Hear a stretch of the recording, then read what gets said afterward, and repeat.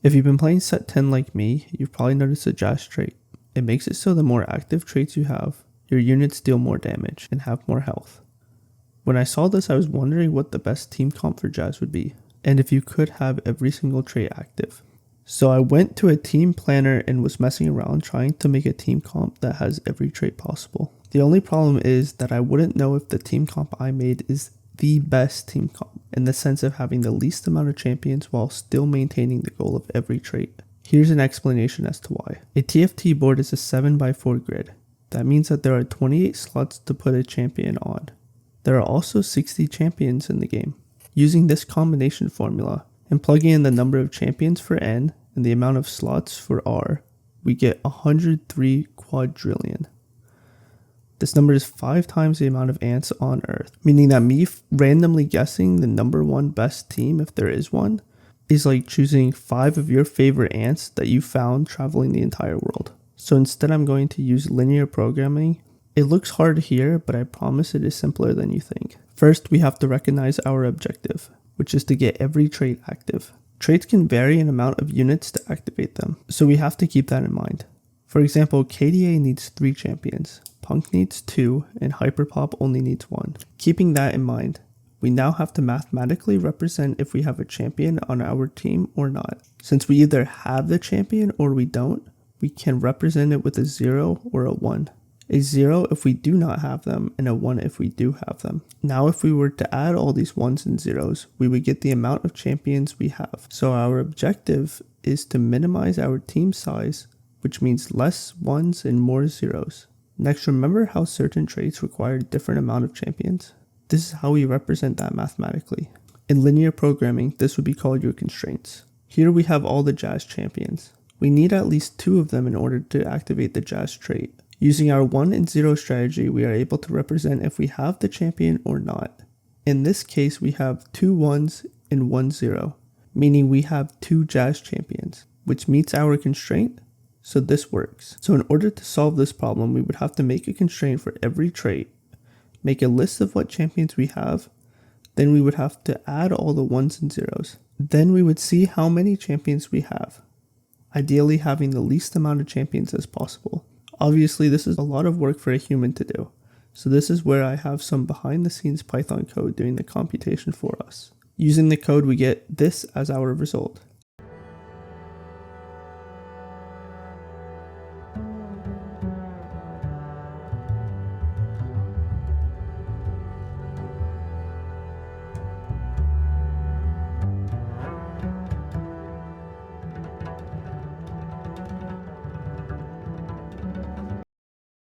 This is the minimum amount of champions needed to accomplish our goal of every trait. But obviously this is not a possible team comp. You can't have 28 champions on your board.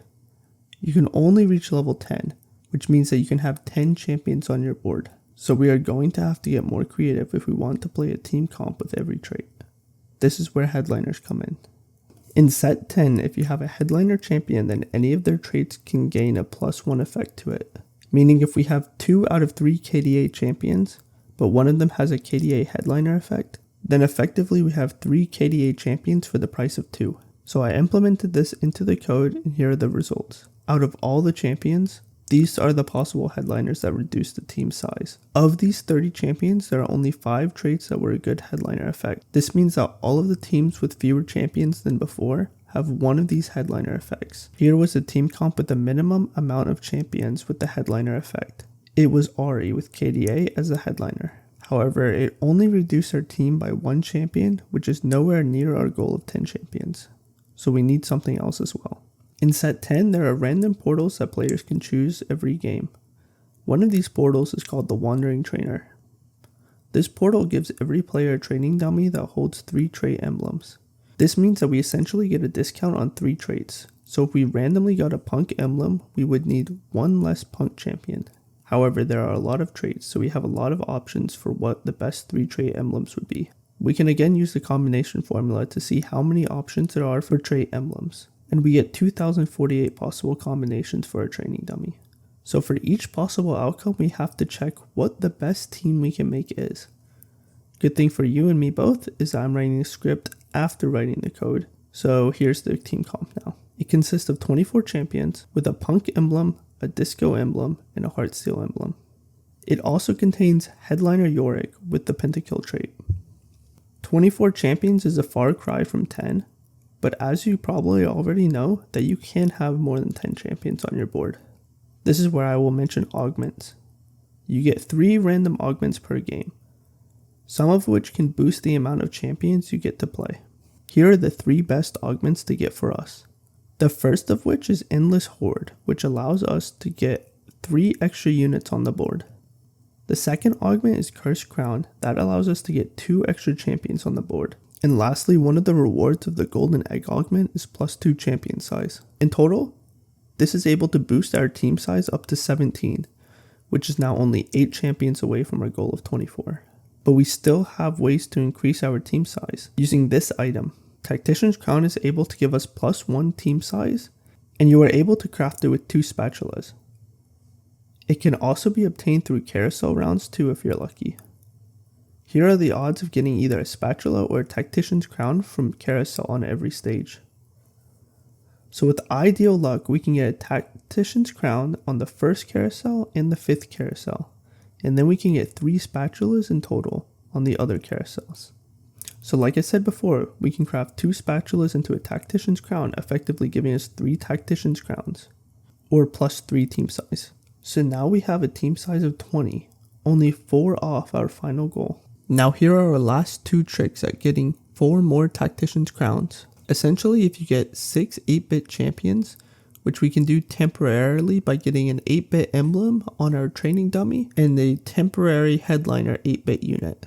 Then all we need to get is the final high score, which you essentially just get by doing a lot of damage. Then once you have done all of that, you get a bunch of loot, and here are the options. As you can see, there's a 20% chance to get 2 Tactician's Crowns, which would then be able to boost our team size up to 22 champions, which puts us nearly there. Now lastly, in order to get the last 2 Tactician's Crowns, we have to use the Heartsteel trait. This trait essentially gives you hearts when you kill enemies and lose player combats. You then cash out your hearts every 4 rounds to get loot. The more Heartsteel champions you have, the more hearts you get. Here are our heart goals and the loot they give. In our loot to the left, we have 1 Tactician's Crown for 250 hearts. Since every 4 rounds your hearts reset, it is possible to get 250 hearts twice, and then get our last 2 Tactician Crowns that way. However, there is the other option of just getting 1000 hearts, and then you get 2 Tactician's Crowns that way. I wasn't sure which option is easiest, so I decided to include both. But now with that, we can see our final team comp.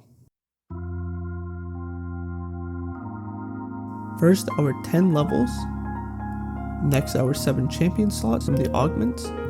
Then our 3 from Carousel, 2 from 8-bit, and 2 from Heartsteel. And that's it, our possible but very, very unlikely team comp for all the traits. I spent a lot of time making this video, so if you think a friend would find it interesting, send the link to them. I'd appreciate it.